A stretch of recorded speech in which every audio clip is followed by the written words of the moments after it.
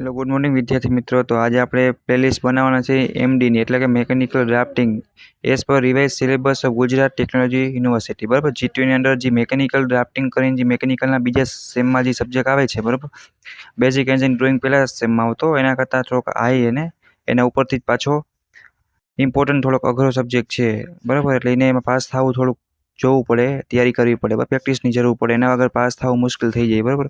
તો એની આપણે પ્લેલિસ્ટ બનાવશી. અત્યારે જસ્ટ ઇન્ટ્રોડક્શન લેશી, કેટલા ચેપ્ટર આવશે, કેટલા માર્ક્સમાં પૂછાશે, બરાબર, અને પાસ થવામાં એટલે કેટલા ચેપ્ટર કરવા અને શું પ્રેક્ટિસ કરવું, તો આમ આરામથી પાસ થઈ જાય, બરાબર. જેને ડર લાગે પાસ થવામાં એ લોકો પાસ થઈ જાય, અને જે લોકોને ફાવે છે, 7મી 8મી ઓર્થોગ્રાફીના તો મેટ્રિક વગેરે સીટો ફાવતી હશે, એ લોકોને આ સબ્જેક્ટ ટૂંકમાં આખા બધા ચેપ્ટર ને બધું એ લોકોને ટેન્શન લેવાની જરૂર નથી, એ લોકોને આરામથી આવડી જશે, બરાબર.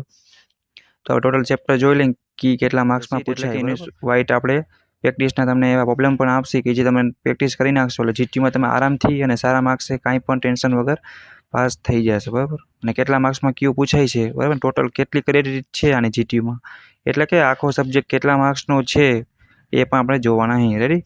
અને લાસ્ટમાં આપણે જ્યારે એક જીટીયુનો વિડીયો પણ બનાવશી ક્વેશ્ચનનો, અને થિયરી હશે અને ડ્રોઈંગ પણ હશે, એ તમે કરી નાખશો એટલે આરામથી તમે આ સબ્જેક્ટમાં સારા માર્ક્સે પાસ થઈ જશો. રેડી? એના માટે તમારે ક્યાંય ચાર્જ કે કોસ્ટ આપવાની કંઈ જરૂર નથી. ફ્રી ઓફમાં જીટીયુના આઈએમપી પ્રશ્નની પીડીએફનો વિડીયો તમને મળી જશે, બરાબર. તો આપણે અત્યારે ઇન્ટ્રોડક્શન જોઈ લઈએ જરીક કે મેકેનિકલ ડ્રાફ્ટિંગમાં કેટલા ચેપ્ટર ને શું કાંઈ છે, બરાબર.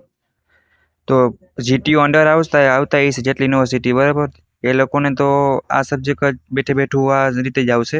બધા કોઈ પણ બીજી યુનિવર્સિટી હશે, બરાબર, એમાં મેકેનિકલ ડ્રાફ્ટિંગ મેકેનિકલમાં ભણાવવું ઇમ્પોર્ટન્ટ જ છે, એટલે આવતો જ હશે, બરાબર. થોડું ઘણું કંઈક ક્રમ ચેપ્ટરના ની અલગ હોય તો એ સબ્જેક્ટ કોડ અને પોતાના યુનિટના નામ જોઈ અને પ્રિપેરેશન કરી શકે, બરાબર. તો શોર્ટમાં આપણે આને એમડી તરીકે ઓળખવામાં આવે. રેડી? હવે જોઈએ આપણે ટીચિંગ એન્ડ એક્ઝામિનેશન જોઈએ. રેડી?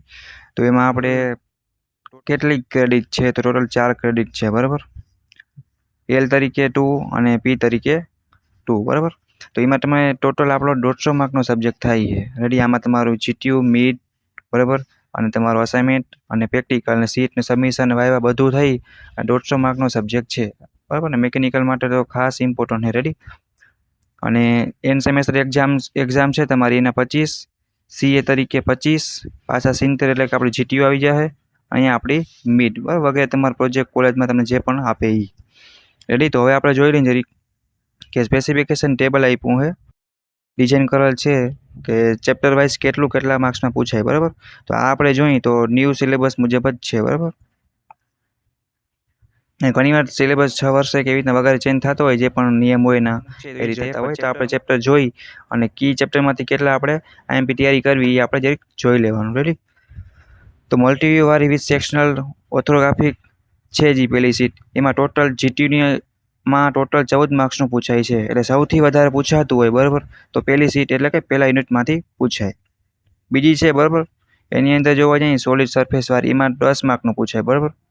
ત્રીજી છે ડેવલપમેન્ટ ઓફ સરફેસ છે આપણી આ, બરાબર, એમાં સૌથી 8 માર્ક્સનું પૂછાય, અને પાસ થવામાં પણ આ સહેલી રહી. આજના ઓર્થોગ્રાફીના આઇસોમેટ્રી બધું આવડતું હોય છે, એ લોકોને આ બે સહેલી પડશે, મિસિંગ ને એવું બધું સેક્શનલ વ્યૂને આવશે. રેડી? તો પાસ થવાવાળા માટે આ ખાસ રહે. મેકેનિકલ ડ્રાફ્ટિંગ સિમ્બોલ છે, આ પણ પાસ થવામાં સહેલી 10 માર્કમાં ટોટલ પૂછાય જીટીયુમાં, બરાબર. પછી સિસ્ટમ ઓફ જીઓમેટ્રિકલ ડાયમેન્સિંગ છે, બરાબર, અને શોર્ટમાં જીડીટી તરીકે ઓળખાય. રાઈટ? તો એ પણ 10 માર્કની પૂછાય જીટીયુ એક્ઝામમાં. ડિટેલ એસેમ્બલી છે એ પણ 12 માર્ક્સમાં પૂછાય. આ બધી પાસ થવામાં સહેલી રહેશે, બરાબર. આ પણ તમારે પેલી બે છે એ થોડીક હાર્ડ પડી જાય તૈયારી કરવામાં, જે લોકોને બીડીમાં 7મી અને 8મી વગેરે સીટ આવતી, બરાબર, એ ના ફાવતી હોય એના માટે.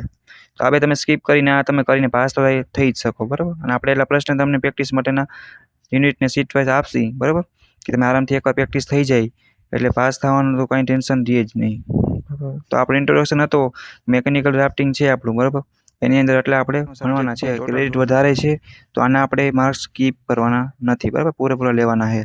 હવે આપણે ચેપ્ટર વાઇઝ જોઈએ. રેડી? કે કેટલા પ્રેક્ટિસ કરવા પ્રોબ્લેમ અને કી ચેપ્ટરમાંથી કેટલી થિયરી કરવી. રેડી?